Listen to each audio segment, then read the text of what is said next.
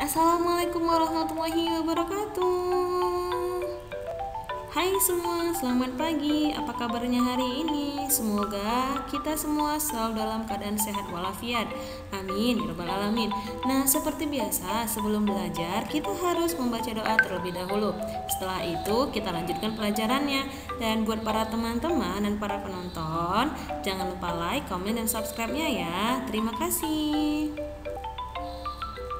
Hari ini kita masih di tema 8, yaitu subtema 2, muatan pelajaran SBDP.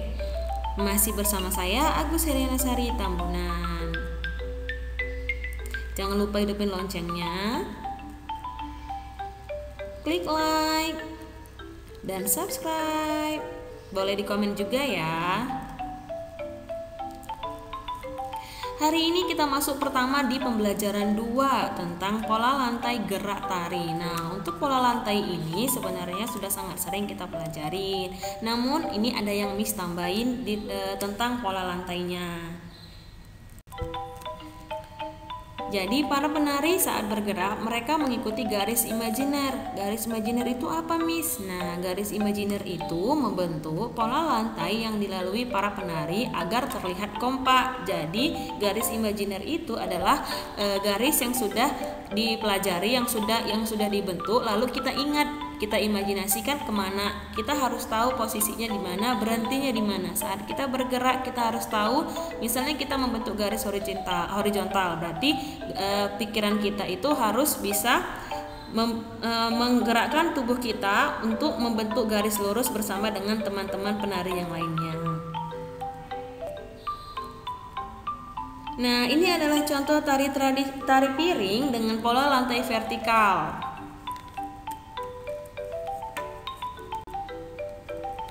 Pola lantai terbagi dua jenis, yaitu garis lurus dan garis melengkung. Yang pertama kita bahas pola lantai lurus, yaitu berupa garis lurus yang dapat dikembangkan menjadi beberapa pola lain.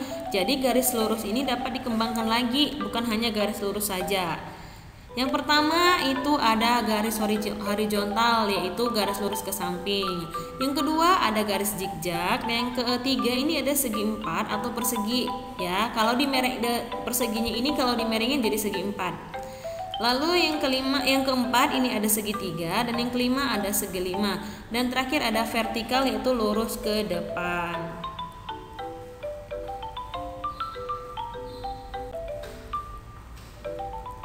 Lalu yang kedua pola lantai garis lengkung dan dikembangkan menjadi beberapa pola lantai. Lengkung juga bisa dikembangkan menjadi beberapa pola lantai, yaitu yang pertama ini ada garis lengkung ke depan, artinya para penari ini membentuk garis lengkung ke arah depan. Lalu yang kedua garis lengkung ke belakang. Yang ketiga para penari membentuk lingkaran, dan yang keempat para penari membentuk angka 8. Kita lanjut ke pembelajaran 5 tentang seni tari daerah di Indonesia. Nah, setiap daerah memiliki tarian masing-masing sesuai dengan tradisi dan tata cara kehidupan penduduknya di setiap daerah. Tarian-tarian daerah biasanya dipentaskan pada saat peristiwa penting atau saat diadakan upacara adat. Perhatikan gambar beberapa tarian beserta asalnya yang ada di Indonesia. Jadi ini adalah tari Sudati dari Aceh. Dan ini adalah tari Saman dari Aceh juga. Selanjutnya ada tari piring dari Sumatera Barat, ada tari payung dari Sumatera Barat juga, dan ada tari kabut dari Bengkulu. Selanjutnya ada tari andun dari Bengkulu. Nah, ini adalah tari jangget dari Lampung. Dan ini ada tari melinting dari Lampung. Nah, untuk tari melinting ini dia menggunakan properti kipas, tapi kadang mereka juga tidak memakai kipas. Intinya kita untuk menandai dia ada tari melinting itu dia ada di atas kepalanya itu, ya, rumbai-rumbai di atas kepalanya itu. Lalu ada tari sekapur siri dari Jambi. Nah, tari sekapur siri ini sebenarnya sudah banyak di setiap daerah itu ada. Artinya tari yang lain pun dibuat menjadi tari sekapur siri, yaitu dia dengan memakai tepak yang dipegang perempuan yang duduk jongkok di depan. Lalu ini ada tari kisan Jambi. Nah, tari kisan ini juga ada yang disebut sebagai tari Melayu. Selanjutnya ada tari jaipong dari Jawa Barat. Kalau ini kalian pasti sudah tahu ya, jaipong. Lalu ada tari merak dari Jawa Barat. Selanjutnya ada tari topeng dan tari yapong, sama-sama dari Jakarta. Ada tari serimpi dan tari belambangan cakil dari Jawa Tengah. Selanjutnya ada tari jaranan kepang dan tari reok Ponorogo, sama-sama dari Jawa Timur. Selanjutnya ada tari legong dan ada tari kecak, sama-sama dari Bali. Selanjutnya ada tari Japin Tembung dari Kalimantan Barat. Nah, tari Japin ini juga banyak banget di setiap daerah dikreasikan dan bajunya juga sesuai dengan daerah masing-masing, dan ada juga yang setiap daerah itu hampir sama bajunya. Ini adalah tari baksa kembang dari Kalimantan Selatan.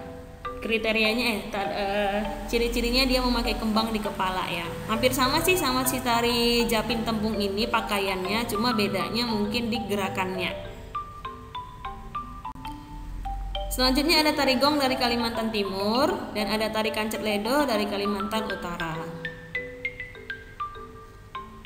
Untuk tari kancet ledo ini sebenarnya disebut juga tari gong loh, karena mereka propertinya memakai gong dan properti tubuhnya juga memakai bulu burung. Jadi tari kancet ledo ini disebut juga tari gong.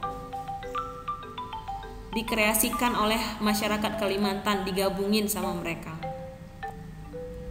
Lalu selanjutnya ada tari kipas dari Sulawesi Selatan.